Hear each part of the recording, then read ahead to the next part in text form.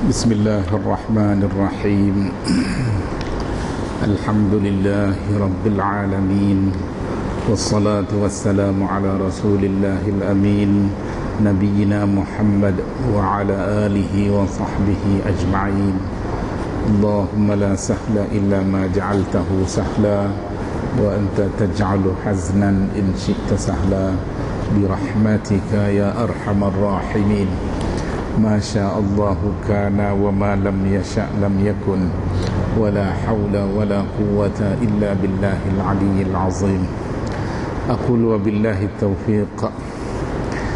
Kita sambung semula kuliah kita pada malam ini.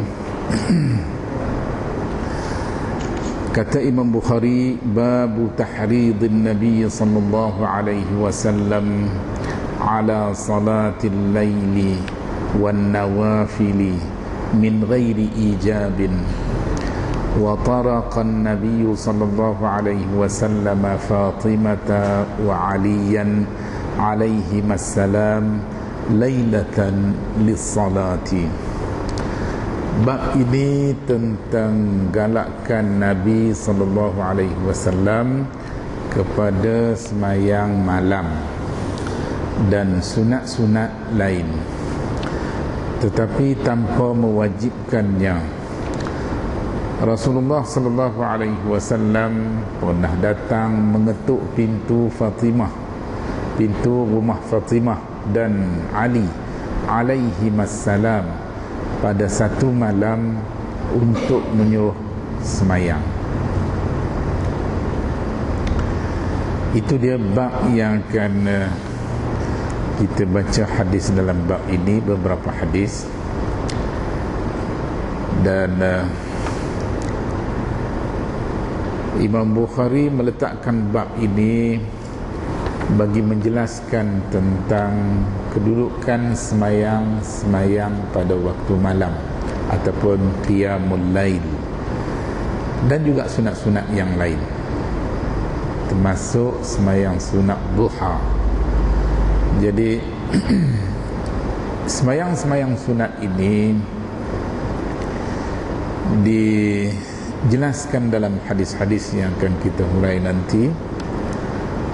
Dan juga dalam hadis-hadis nanti akan menyentuh tentang Rasulullah sallallahu alaihi wasallam pernah datang ke rumah Siti Fatimah pada waktu malam dan mengetuk pintu untuk mengajak mereka, Fatimah dan Ali, supaya bangun semayang malam, bangun qiyamul lail. Baik, hadis yang pertama, kata Imam Bukhari, haddatsana Ibnu Muqatil qala akhbarana Abdullah akhbarana Ma'mar 'an az-Zuhri 'an Hind bint al-Harith 'an Ummi Salamah radhiyallahu anha anna an-nabiy sallallahu alaihi wasallam istayqaza laylatan faqala subhanallah ماذا أنزل الليلة من الفتنة ماذا أنزل من الخزائن من يوقظ صواحب الحجرات يا رب كاسية في الدنيا عارية في الآخرة. Itu hadis yang pertama, diriwayatkan oleh Imam Bukhari kepada kita daripada gurunya Muhammad ibn Muqatil. Kata Muhammad ibn Muqatil, akhbarana Abdullah, telah mengkhabarkan kepada kami oleh Abdullah, iaitu Abdullah ibn al-Mubarak.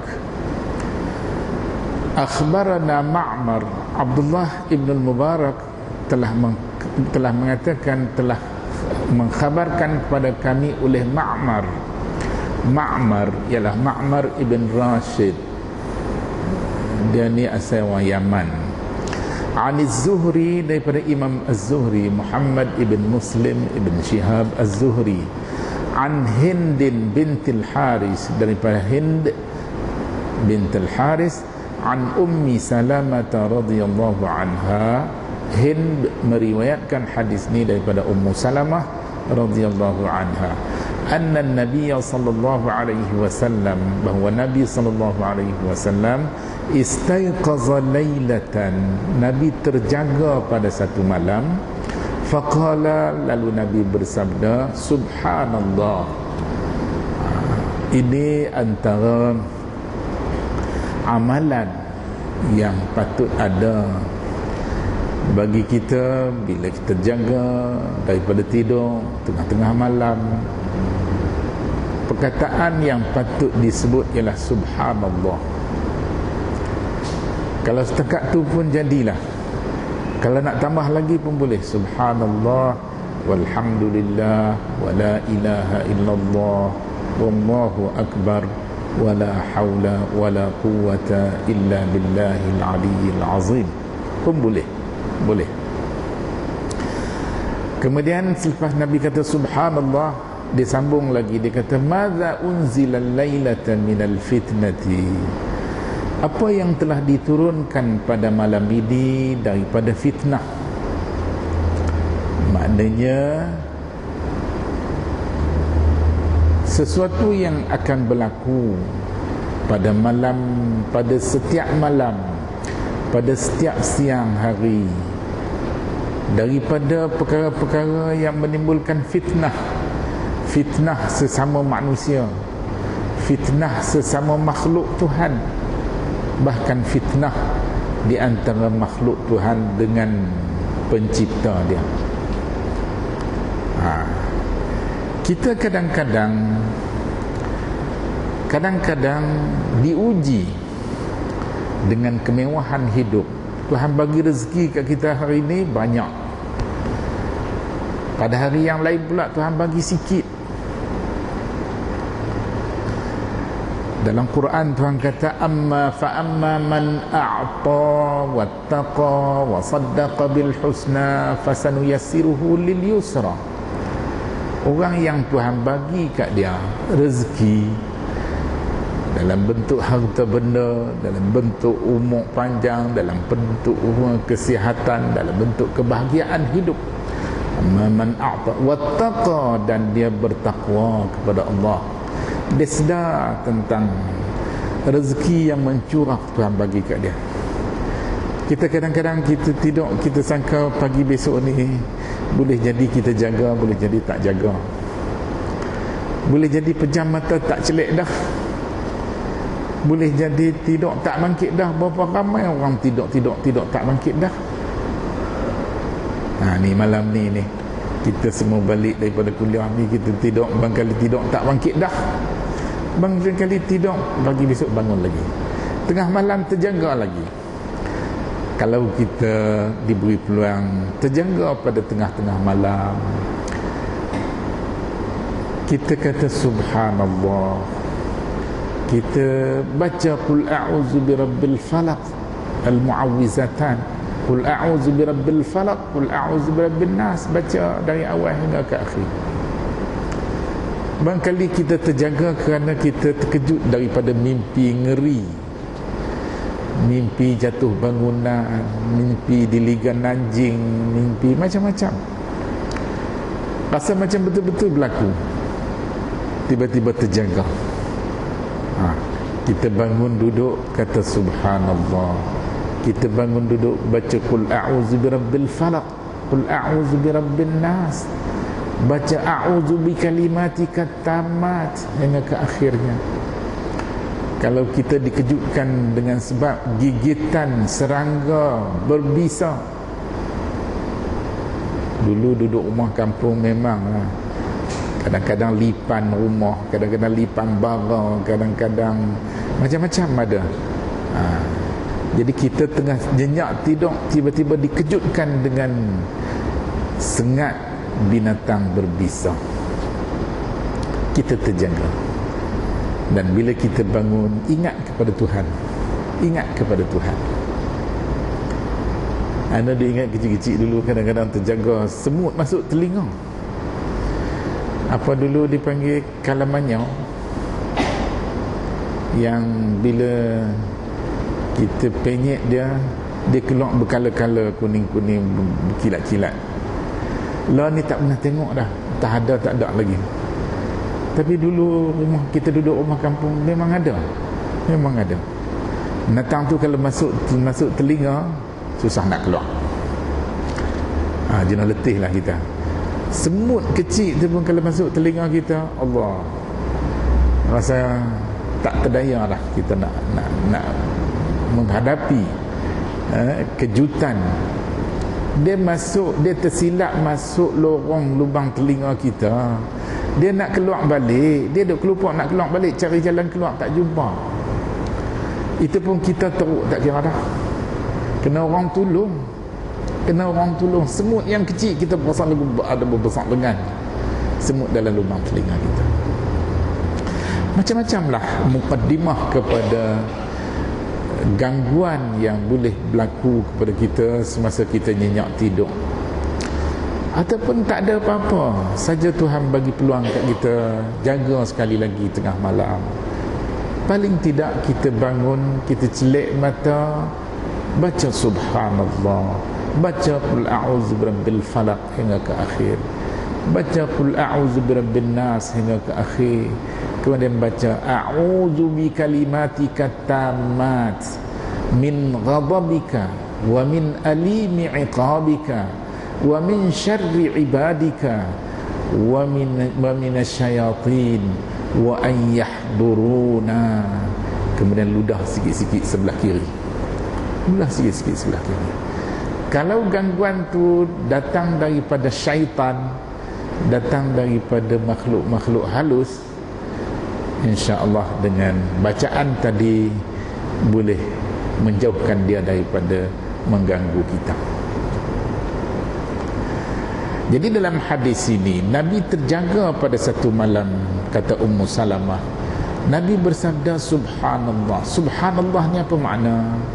Kita memahasucikan Allah daripada segala bentuk kekurangan, memahasucikan Allah daripada segala bentuk kekurangan. Ini akidah, ini keyakinan kita terhadap Allah.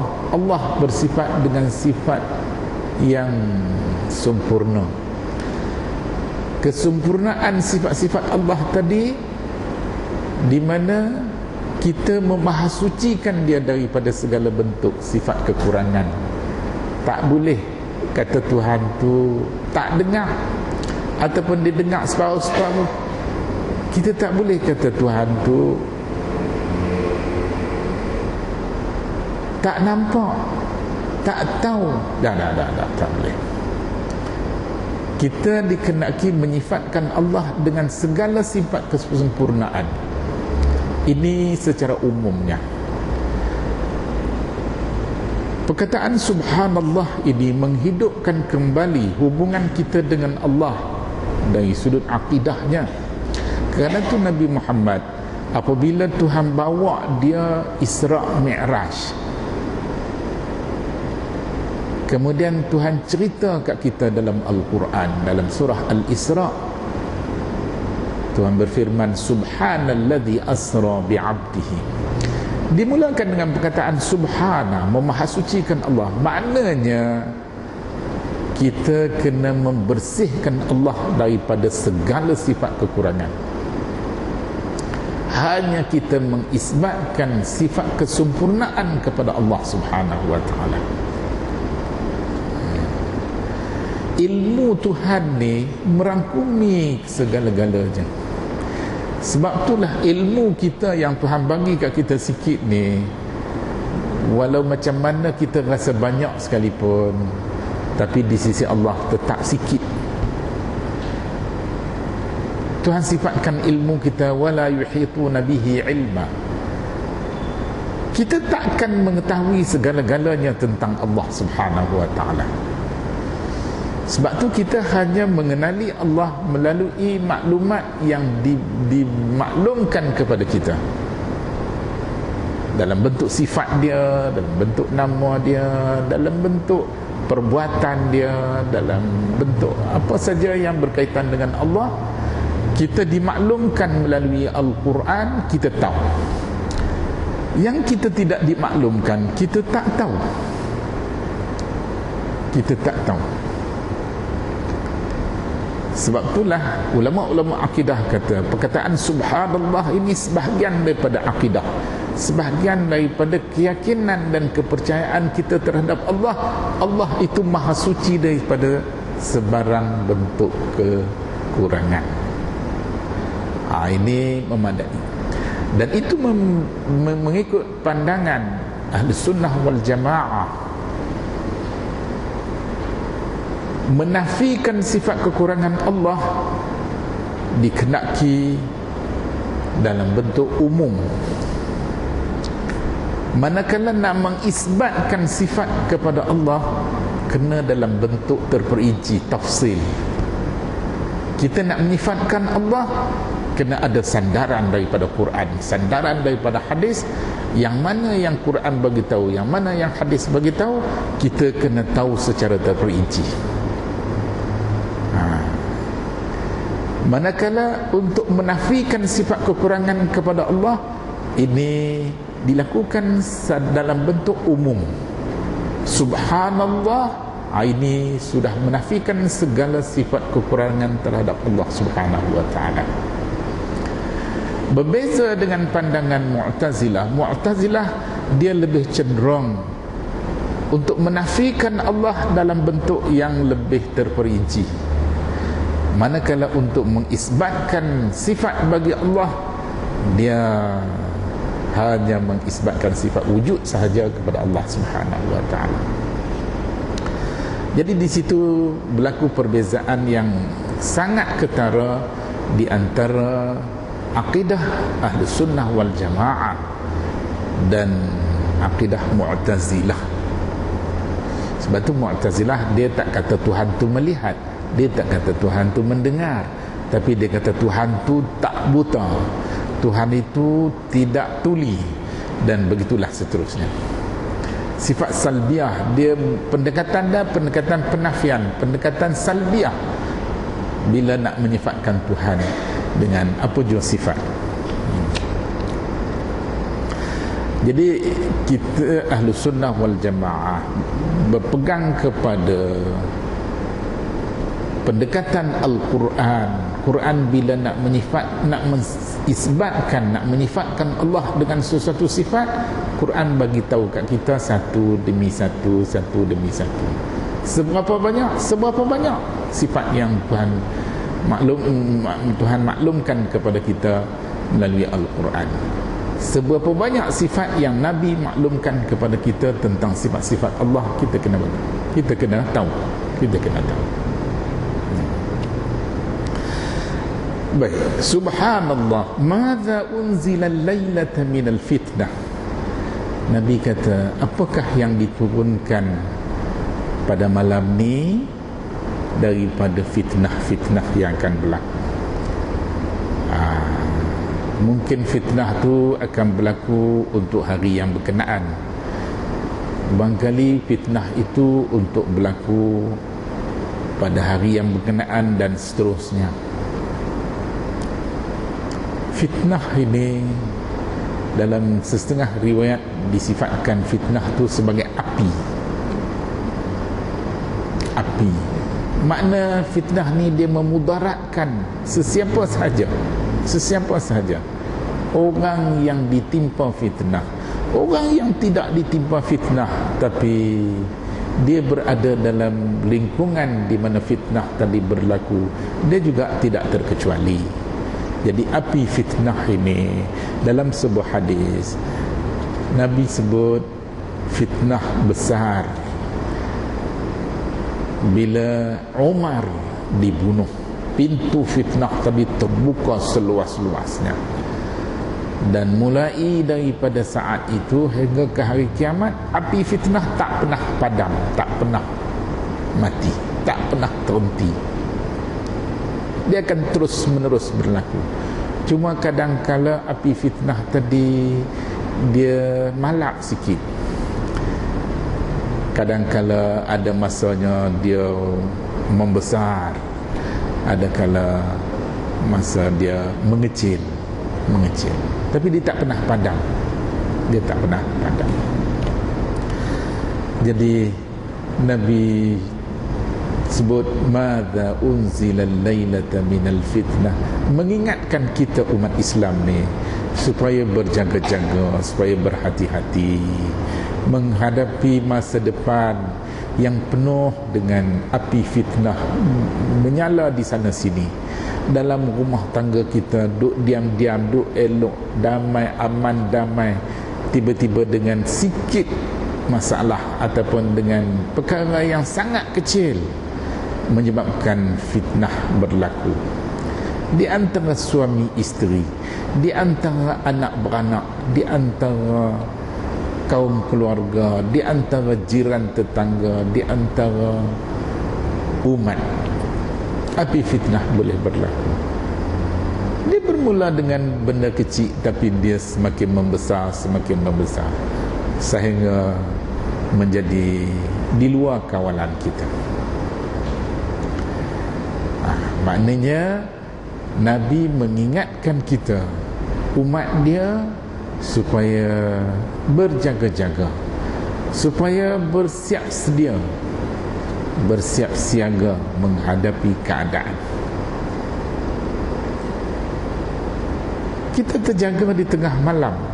Waktu tu waktu yang peluang yang sangat baik untuk kita berhubung dengan Tuhan.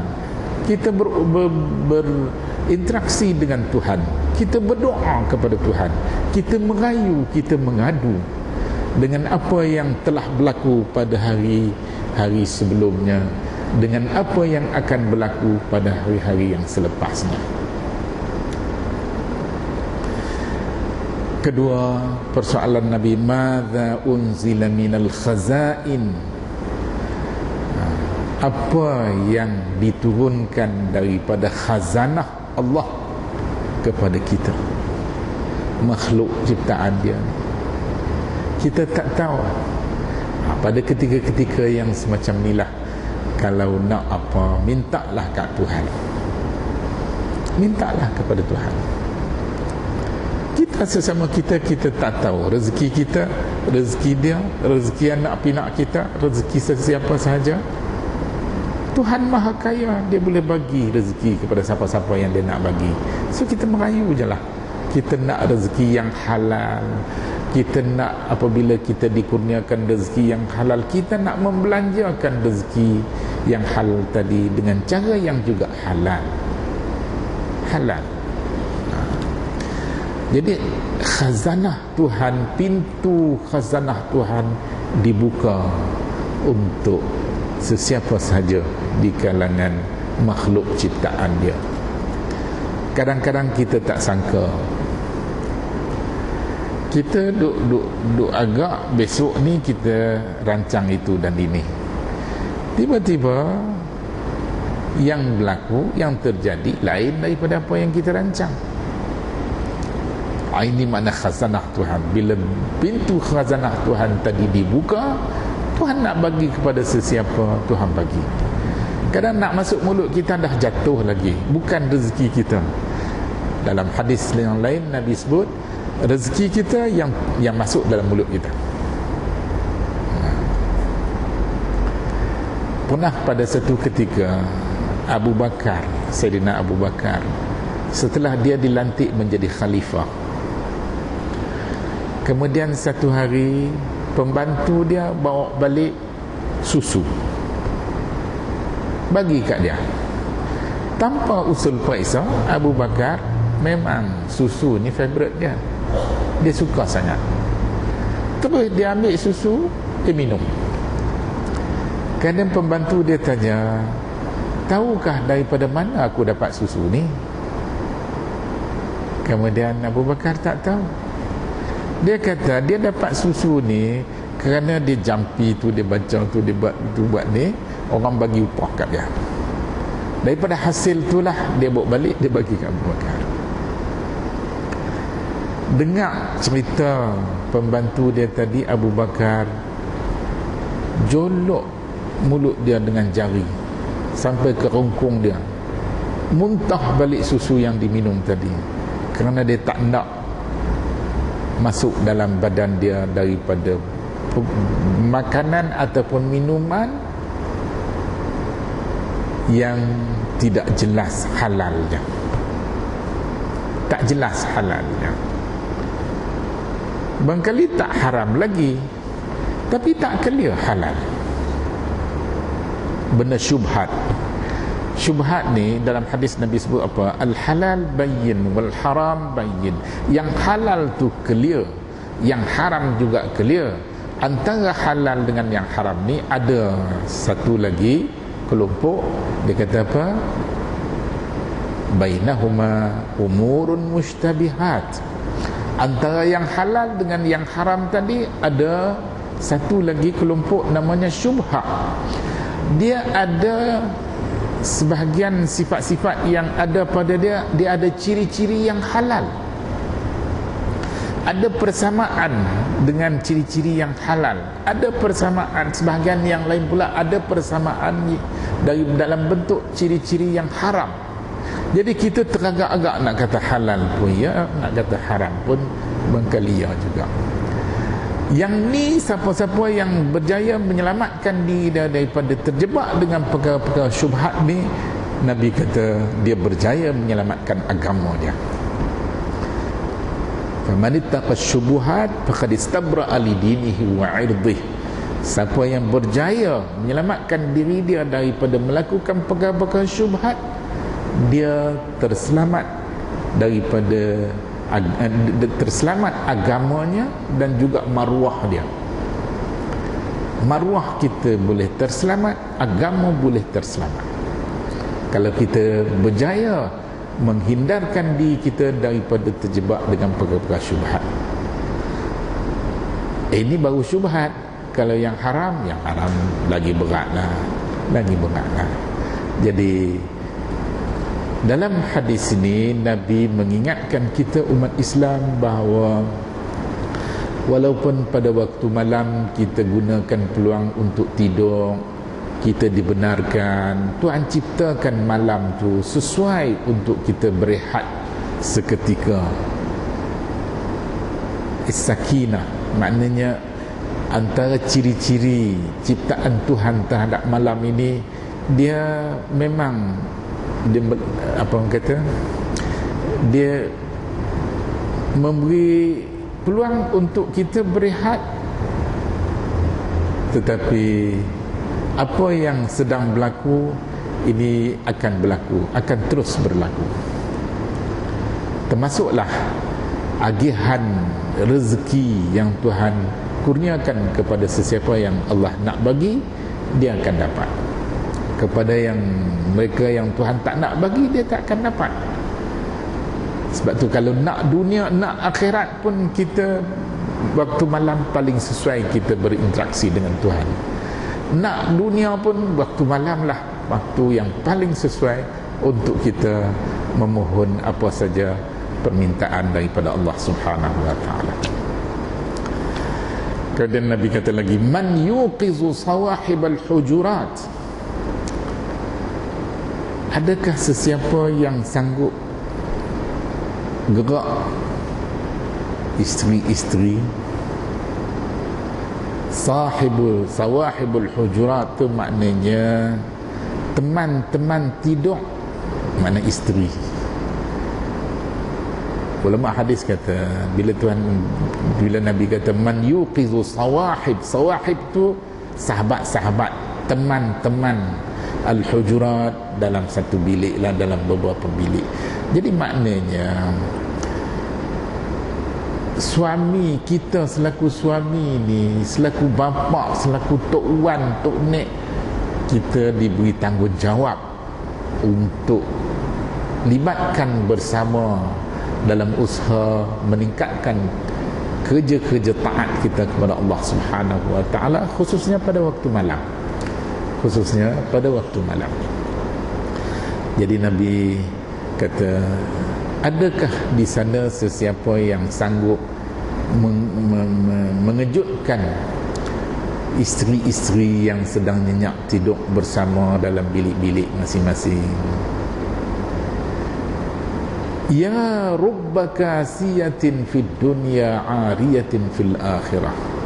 Mesej yang dalam bentuk begini nampaknya ringkas, tetapi dia melibatkan kepentingan hidup bahagia di dunia dan juga bahagia di akhirat. Siapa yang berjaya, berjayalah dia. Siapa yang gagal, gagallah dia. Salah satu daripada contoh yang diberikan di sini ialah ya rubba kasiyatin, alangkah ramainya yang berpakaian di dunia ini bertelanjang di akhirat kelak. Ulama hadis kata gaya bahasa yang Nabi guna kasiyah. Kasiyah ni wanita yang berpakaian di dunia, bertelanjang di akhirat. Dia tak kata kasin, kasian, ya rubba kasian fid dunya. Tak, dia kata ya rubba kasiyatin fid dunya, alangkah ramainya yang berpakaian di dunia tapi bertelanjang di akhirat. Mana pakaian yang dipakai di dunia tadi pakaian yang tidak mengikut kriteria yang dibenarkan oleh syarak. Pakaian tak ikut syariat di dunia, hukumnya macam tak berpakaian. Bila tak berpakaian, maka balasannya di akhirat kelak tentu sekali balasan yang buruk akan dikenakan.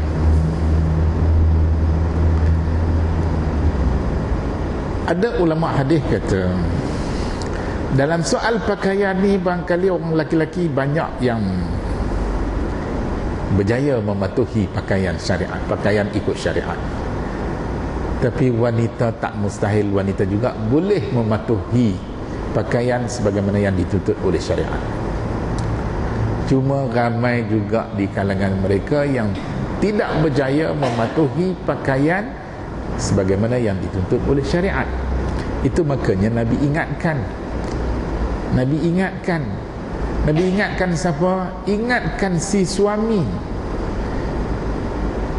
Ingatkan si suami supaya jangan leka membiarkan mereka dalam keadaan yang tidak sehaluan dengan kamu. Kamu seorang bangun bangkit semayang, dah ajak teman tidur bangkit semayang sama. Sehingga kadang-kadang dalam setengah riwayat disebut kadang-kadang bila Nabi bangun semayang, ada kanak-kanak yang kebetulannya berada bersama dengan Nabi, seperti mana Ibn Abbas, seperti mana Al-Hasan, Al-Husain dalam setengah riwayat turut serta. Ibn Abbas dia bangun ambil wuduk semayang bersama dengan Nabi. Oleh kerana dia tak banyak ilmu lagi pada ketika itu, bila Nabi semayang dia pergi duduk belah kiri semayang berjamaah dengan Nabi. Nabi pegang telinga, ubah main duduk belah kanan. Makna makmum kalau dia seorang saja dengan imam, dia kena duduk belah kanan. Dia tak boleh duduk di belakang, dia tak boleh duduk di belah kiri, dia kena duduk di sebelah kanan. Manakala Hasan Husain kecil lagi, masih kecil lagi, dalam setengah riwayat disebut Hasan Husain dibiarkan duduk bersama dalam majlis yang sama walaupun mereka tak semayang pada ketika itu. Maknanya sekadar dia akan dapat habuan dia sekadar ikut serta walaupun dia tak semayang. Yang boleh semayang, semayang. Yang tak boleh semayang, apa saja yang dia boleh buat. Jadi ya rubba kasiyatin fid dunya, Nabi gunakan gaya bahasa alangkah, makna gaya bahasa yang mengejutkan. Ramai yang berpakaian di dunia tapi bertelanjang di akhirat. Makna pakaian yang dipakai di dunia tadi tidak mengikut kriteria syariat, dan ini membawa kepada balasan di akhirat kelak macam tak pakai apa, macam tak pakai. Itu katakan 'ariyatin fil akhirah, bertelanjang di akhirat kelak. Dan banyak lagi perkara-perkara yang boleh kita ambil kesempatan, waktu yang sangat baik untuk kita gunakan peluang memohon sesuatu daripada Allah Subhanahu wa taala. Kita beristighfar, kita memohon doa kebaikan untuk dunia kita, untuk akhirat kita, dan apa saja hajat yang kita nak, asalkan hajat tadi tidak bertentangan dengan hukum hakam syarak yang telah ditetapkan oleh Allah Subhanahu wa taala. Baik.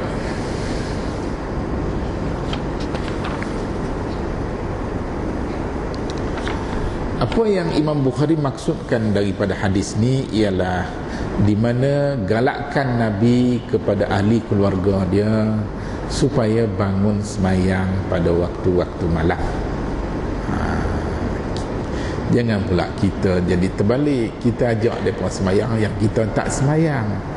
Jadi kita semayang, kita ajak mereka bangun semayang, walaupun tak selalu, tapi sekali-sekala pun boleh. Kenapa? Dalam hadis yang akan kita baca kemudian nanti, bila Nabi datang ketuk pintu rumah Fatimah, rumah Sayyidina Ali, ajak mereka bangun semayang, mereka tak mau bangun semayang, tak bangun. Ini menunjukkan bahawa semayang yang dimaksudkan ialah semayang sunat. Semayang sunat ni merupakan semayang yang digalakkan, yang disunatkan, buat dapat ganjaran pahala banyak. Tapi kalau tak buat, tidak dikira berdosa, tak dikira salah. Masih ada peluang untuk kita buat pilihan. Baik, kita teruskan dengan hadis yang berikutnya. Haddatsana Abul Yaman, kata Imam Bukhari, telah menceritakan pada kami oleh Abul Yaman. Abul Yaman ni nama dia Al-Hakam ibn Nafi', kunyahnya Abul Yaman. Ini di antara guru Imam Bukhari yang dikritik oleh setengah ulama hadis yang lain kerana kelemahan ingatan dia.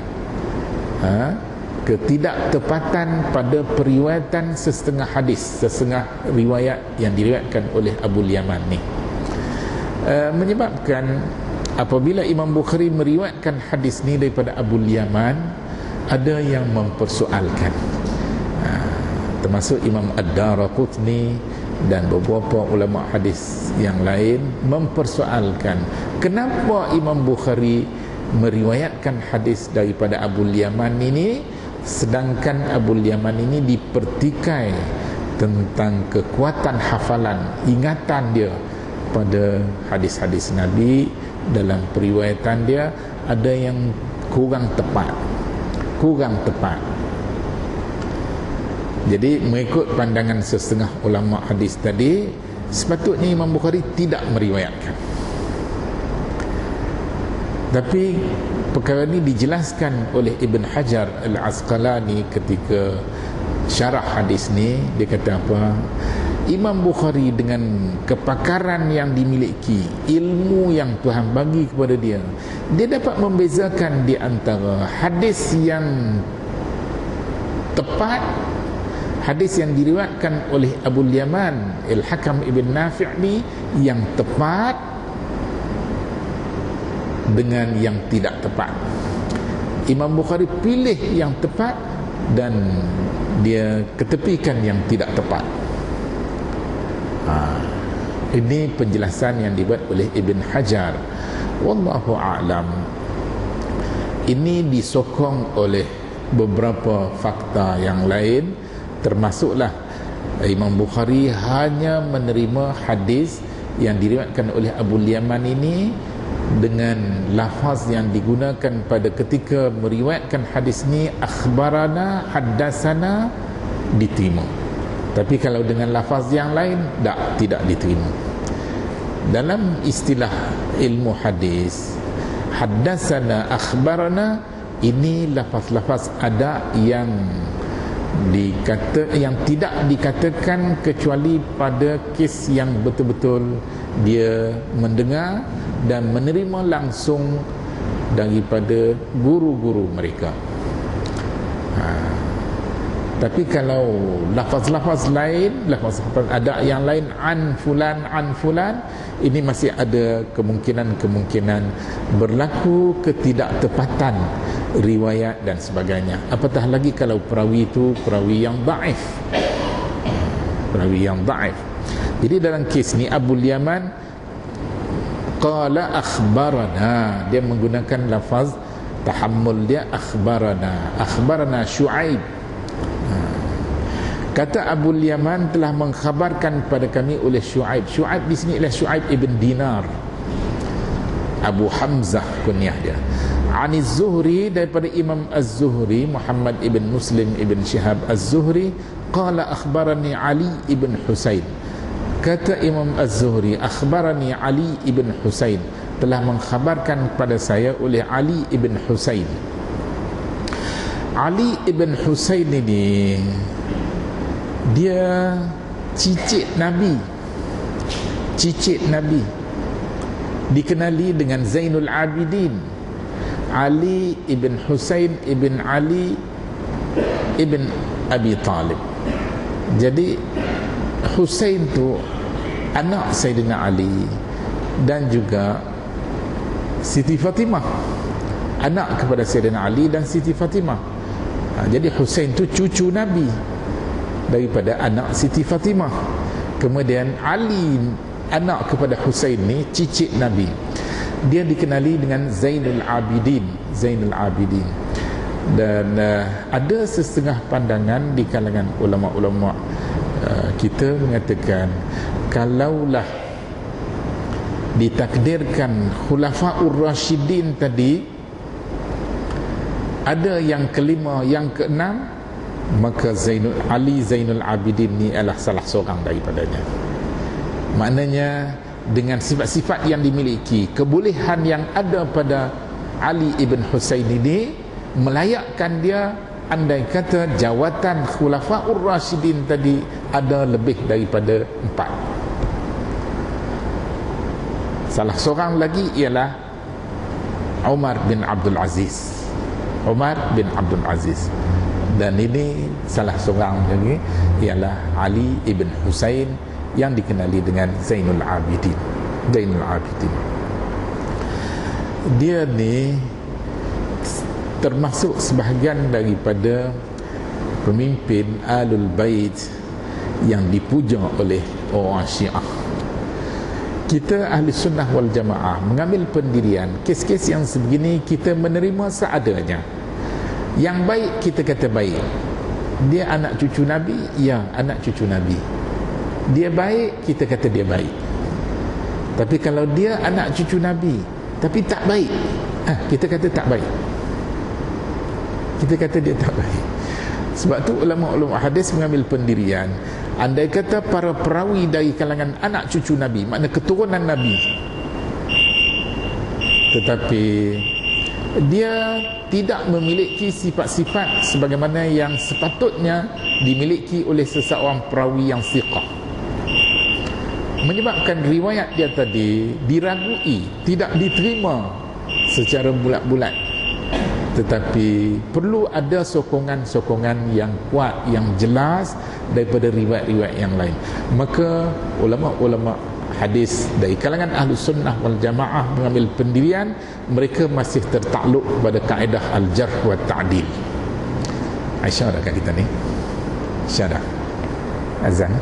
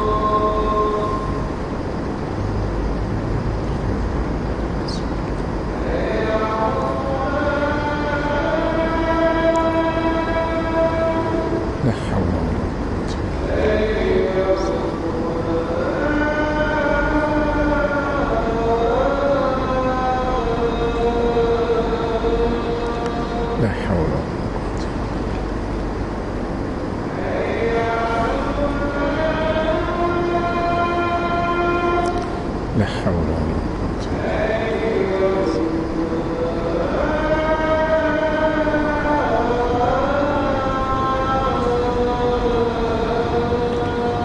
La haula wala quwwata.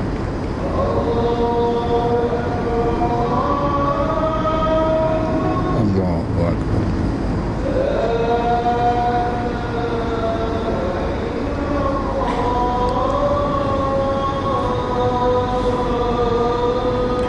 La ilaha illallah Muhammadur Rasulullah. Muhammadan Rasulullah.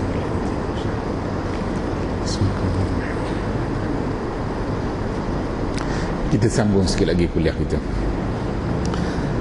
Baik, sanad hadis ini bermula daripada Ali ibn Husain anna Husain ibn Ali akhbarahu anna Ali ibn Abi Talib akhbarahu anna Rasulullah sallallahu alaihi wasallam, hinggalah ke akhir hadis ni. Dikatakan sanad ini di antara sanad yang paling comel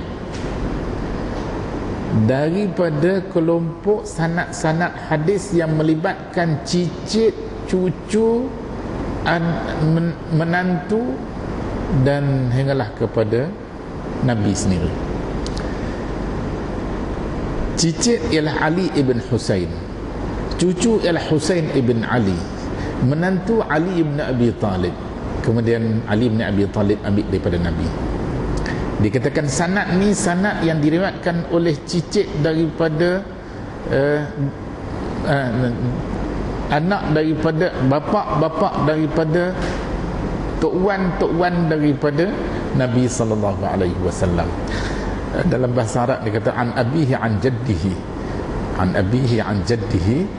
kemudian daripada Nabi.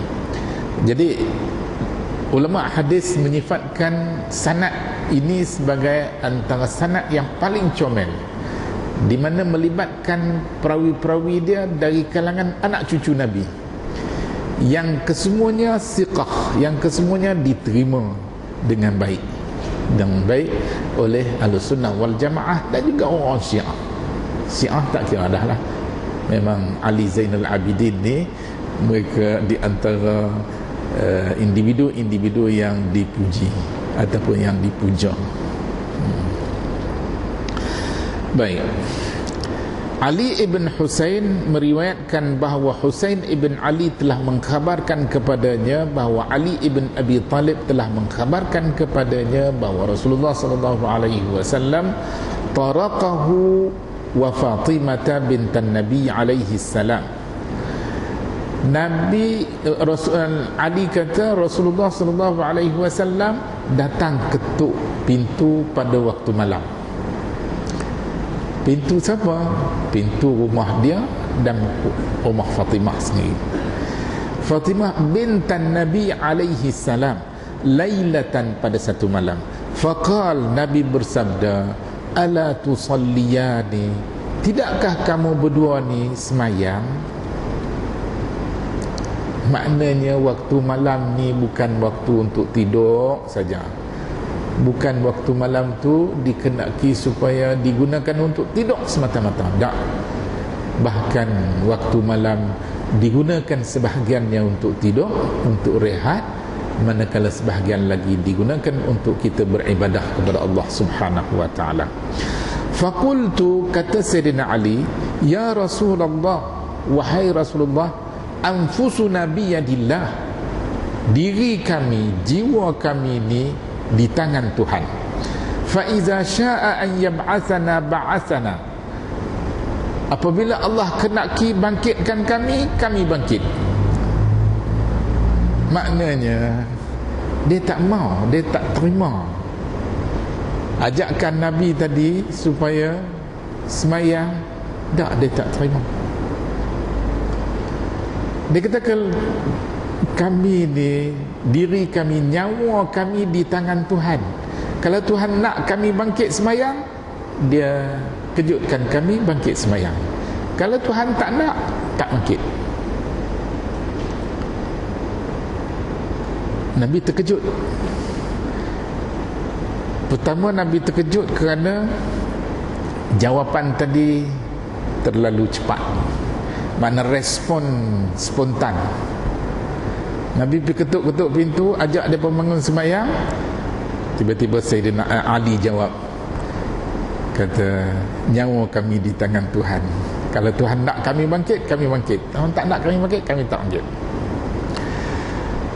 Fansarafa hina qulna dhalik. Nabi berpaling ketika kami kata begitu. Walam yarji' ilayya syai'an, dan tidak, Nabi tak kembali lagi kepadaku sesuatu. Makna Nabi tak jawab. Nabi dengar Ali kata begitu, Nabi terus pergi. Thumma sami'tuhu wa huwa muwallin yadribu fakhidhahu. Kemudian kata Sayyidina Ali, aku ada dengar Nabi ketika dia berpaling, dia tepuk paha dia. Dia tepuk di paha dia. Tindakan Nabi tadi, ulama hadis menafsirkan bahawa Nabi terkejut. Nabi tak sangka yang mereka bagi reaksi sedemikian.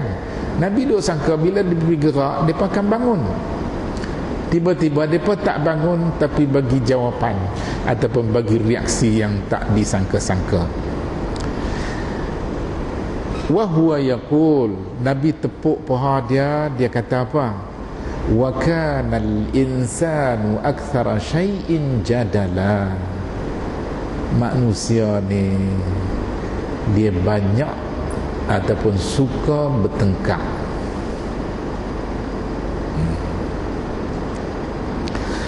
Kesimpulan daripada sini, daripada apa yang diceritakan kepada kita oleh Sayyidina Ali tadi, bahawa pertama, semayang yang Nabi ajak tadi, semayang tu semayang sunat. Kalau semayang tu semayang fardu, maka tindakannya berbeza. Tapi semayang ni semayang sunat. Bila Nabi ajak mereka bangun semayang, mereka jawab, kalau Tuhan nak kami bangun, Tuhan tak nak kami tak bangun. Kita dengar sekali pandang, kita rasa kasar jawapannya. Menantu jawab kat pak mentua. Pak mentua tu Nabi, bukan orang calang-calang orang. Nabi pergi ajak menantu, anak dia, cucu dia bangun semayang. Tiba-tiba menantu bagi reaksi macam tu, kita rasa tak sepatutnya lah.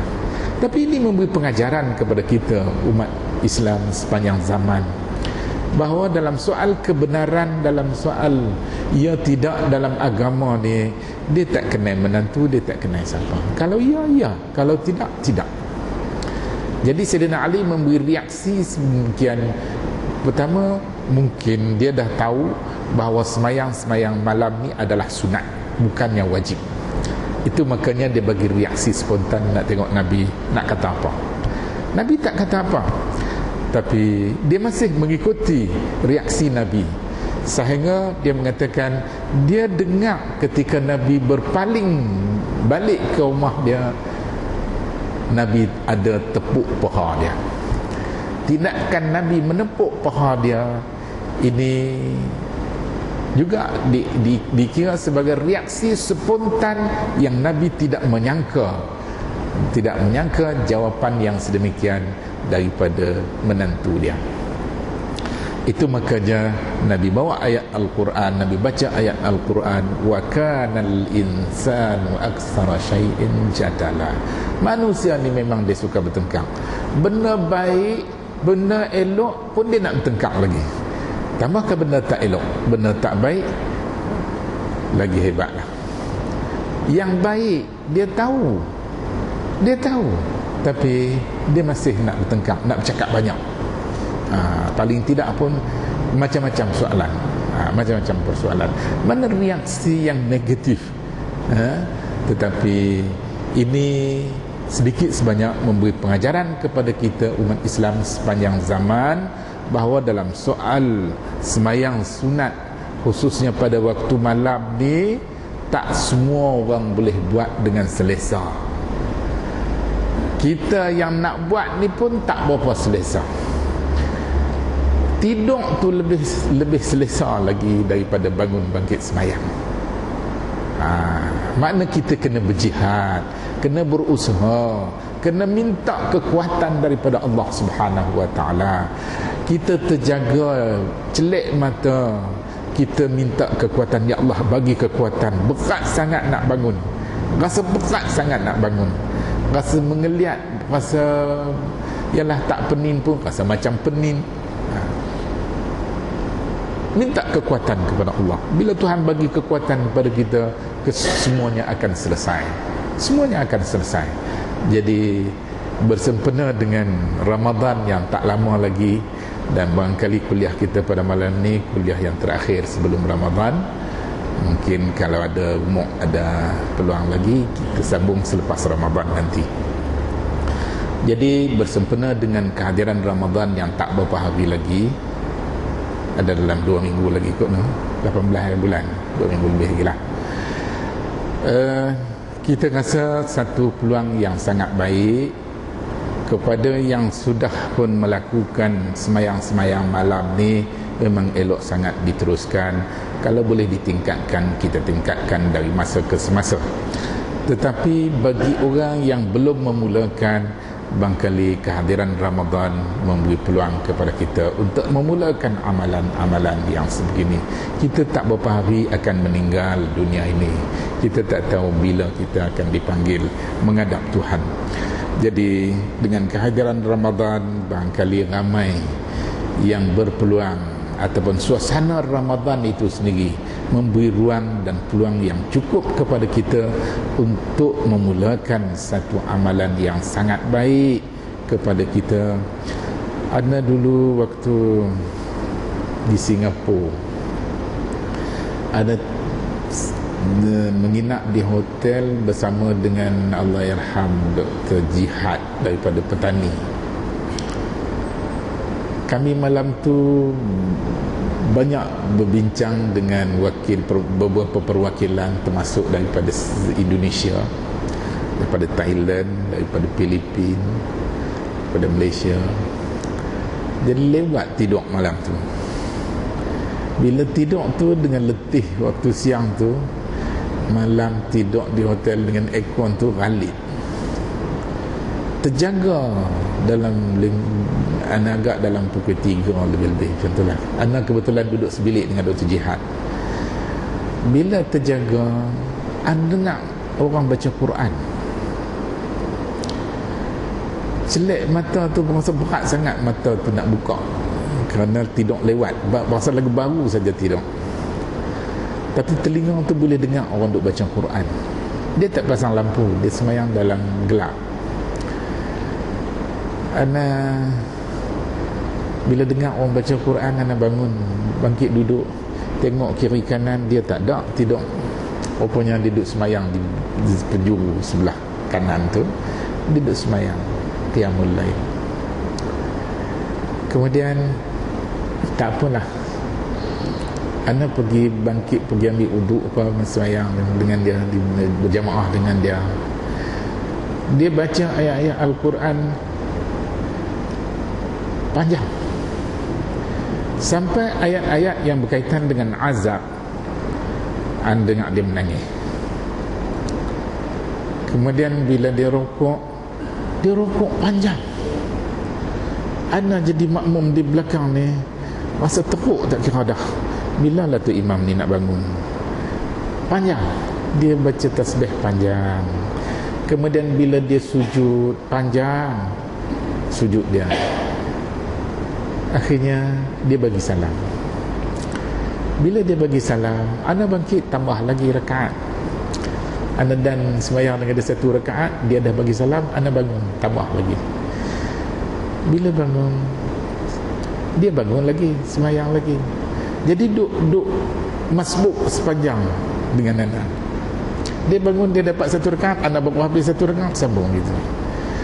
Celah-celah tu dengar di bilik sebelah, wakil daripada Indonesia pun sama juga dengar baca Quran. Jadi hal-hal yang sebegini, kalaupun kita tak boleh buat setiap malam, tetapi janganlah tinggal sepanjang malam. Kita buatlah sekadar yang termampu. Sekali-sekala pun tak apa. Buat sekali-sekala pun tak apa. Lama-lama dia jadi semakin lama semakin kerap, semakin bertambah, dan begitulah. Kita nak buat sekaligus dalam setahun, pilih satu malam, ramai-ramai pakat buat majlis rasmi qiyamul lail sampai cerah, sampai ke pagi, sampai lepas sembahyang subuh pun tak tentu hala. Tak boleh. Tak boleh sampai itu. Dah, Islam tak suruh kita macam tu. Islam galakkan supaya kita bangun sembahyang malam ala kadar kemampuan kita. Kalau berasa mengantuk sangat, berhenti. Jangan sampai baca kuliah pun tak betul. La a'budu ma ta'budu, dia kata a'budu ma ta'budu. Salah besar. Tak boleh. Kita kena bagi hak kepada diri kita, kepada tubuh badan kita. Bila dah dia letih, kita kena bagi peluang dia rehat. Kalau tidak, nanti boleh mencacat celakan amal ibadah kita, ataupun kita rasa rimah, rasa benci, rasa tak selesa, menyebabkan kita kata tak mau dah. Kadang anak-anak kita duk suruh-suruh paksa-paksa sangat dia semayang, dia tak mau. Dia tak mau tu bukan pasal apa, pasal kita paksa. Dengan sebab kita paksa dia jadi tak suka kepada semayang. Berpunca daripada paksaan kita. Kita jangan paksa. Kita tak boleh paksa diri kita, kita tak boleh paksa orang lain, sehingga menyebabkan kita mengambil sikap tak suka. Padahal ibadah ataupun taat kepada Allah, kita kena taat dengan penuh perasaan suka dan menaruhkan harapan balasan baik daripada Allah Subhanahu wa taala. Apa yang dimaksudkan sebagai muhasabah di kita dengan Tuhan terhadap amalan yang mampu dilakukan sekadar yang termampu dilakukannya. Wallahu a'lam. Barangkali setakat itu saja kuliah kita pada malam ni. InsyaAllah bersambung lagi pada kali-kali yang lain. Wallahu a'lam.